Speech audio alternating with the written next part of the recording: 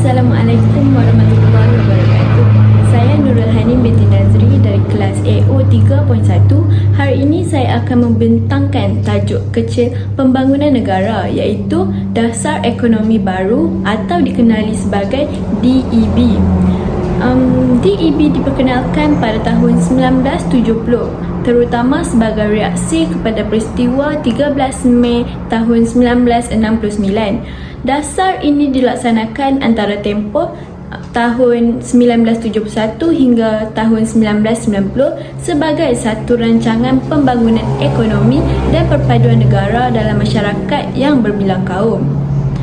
Dasar ekonomi baru dilancarkan oleh Kerajaan Malaysia melalui rancangan jangka panjang ataupun dikenali sebagai RRJP antara tahun 1971 hingga tahun 1990. Antara isu yang dikenal pasti adalah seperti yang berikut.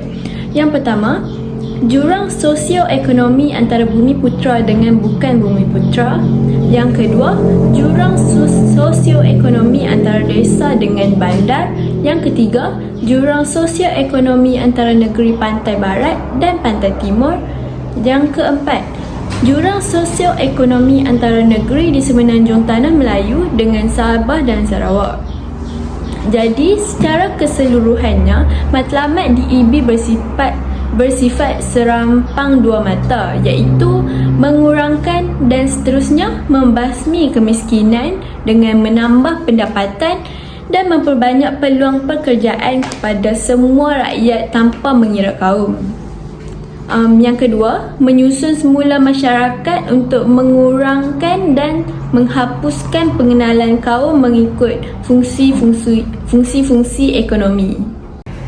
Baiklah, di sini matlamat dasar ekonomi baru yang pertama ialah mengurangkan dan membasmi kemiskinan.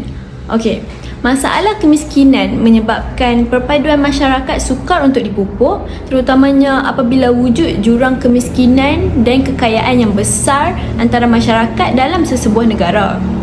Masalah kemiskinan yang melanda bukan sahaja di kawasan luar bandar, malahan di kawasan bandar. Ramai Bumiputera yang menguasai sektor pertanian tradisional merupakan golongan yang berada pada kadar kemiskinan.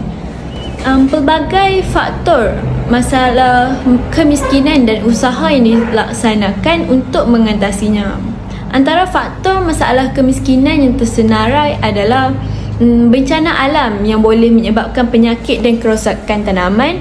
Yang kedua ialah kejatuhan harga barang ekspor akibat daripada kemelesetan ekonomi dunia. Yang ketiga, saiz isi rumah yang terlalu besar. Dan yang keempat, eksploitasi orang tengah yang membeli produk pada harga termurah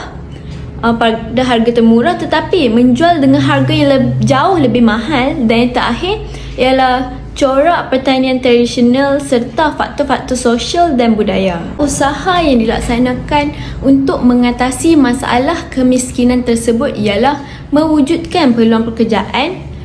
Yang kedua, menambahkan daya pengeluaran dan pendapatan.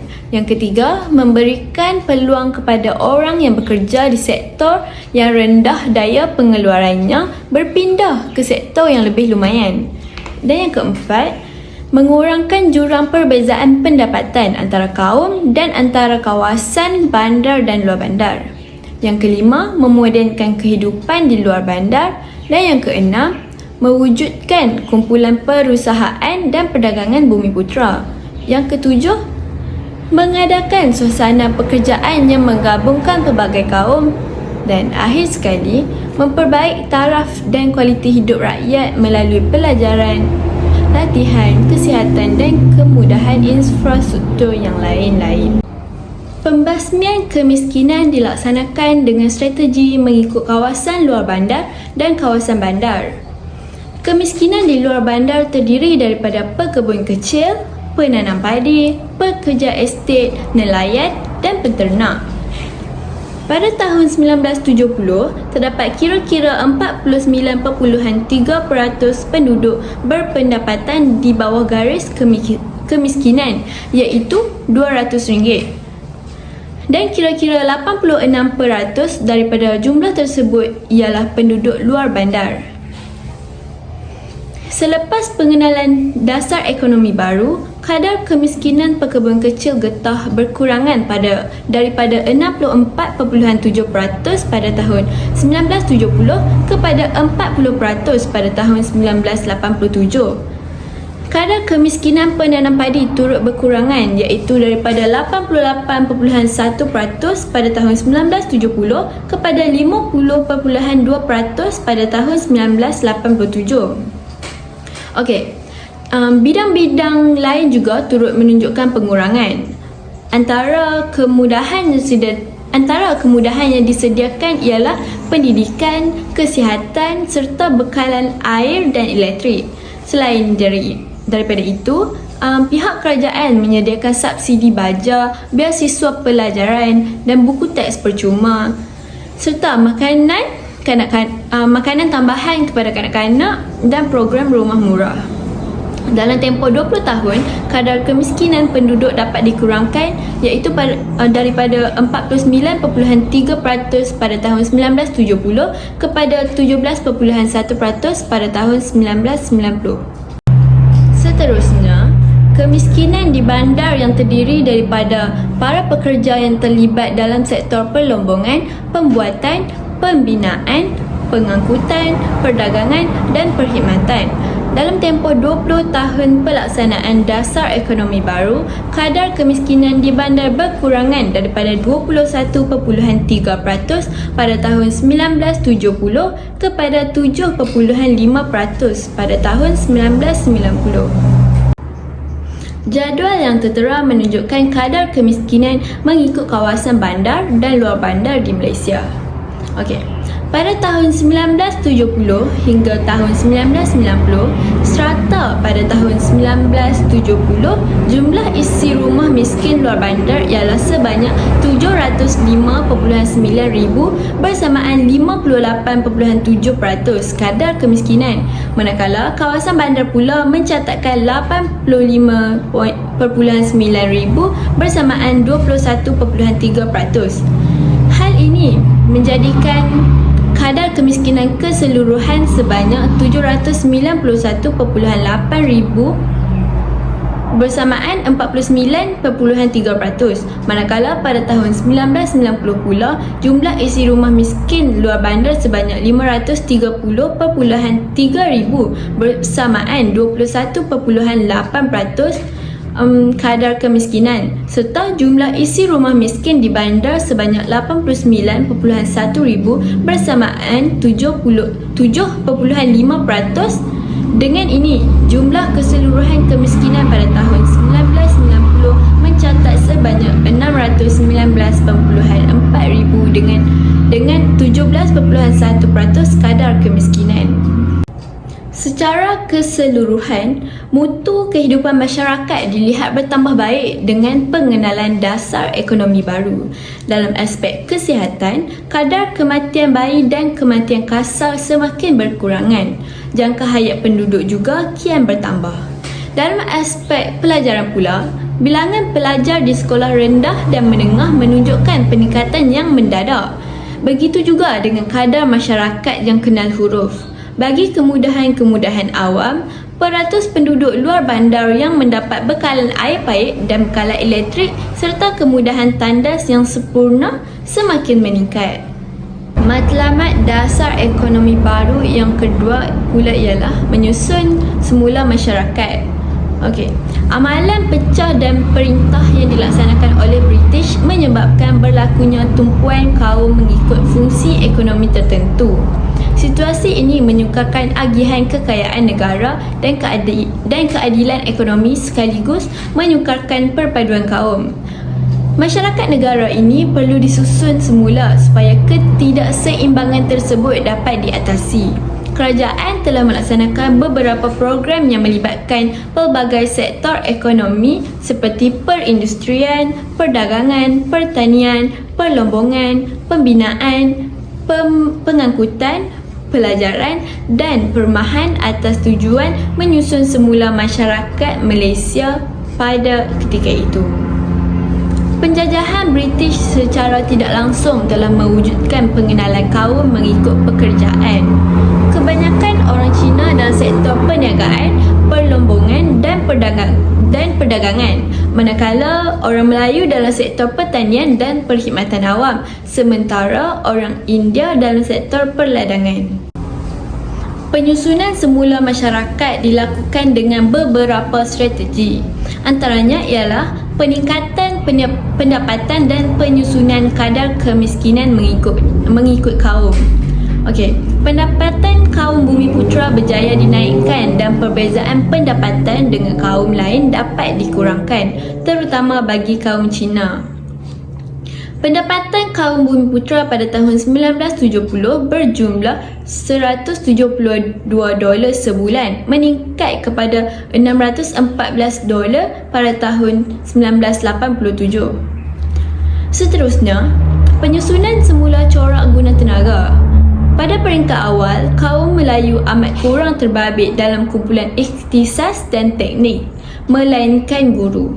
Oleh itu, lebih ramai orang Melayu diserapkan ke dalam sektor ini. Begitu juga dengan sektor perniagaan, kaum lain diserapkan supaya tiada jurang yang besar berbanding dengan kaum Cina. Akhir sekali, penyusunan semula hak milik dalam sektor syarikat. Golongan Bumiputera juga amat sedikit dalam aspek permodalan ataupun memegang mana-mana saham syarikat. Oleh yang demikian, orang Melayu digalakkan untuk menyertai sektor ini. Peningkatan hak milik modal saham ini secara keseluruhan dapat dilihat dalam jadual yang dipaparkan.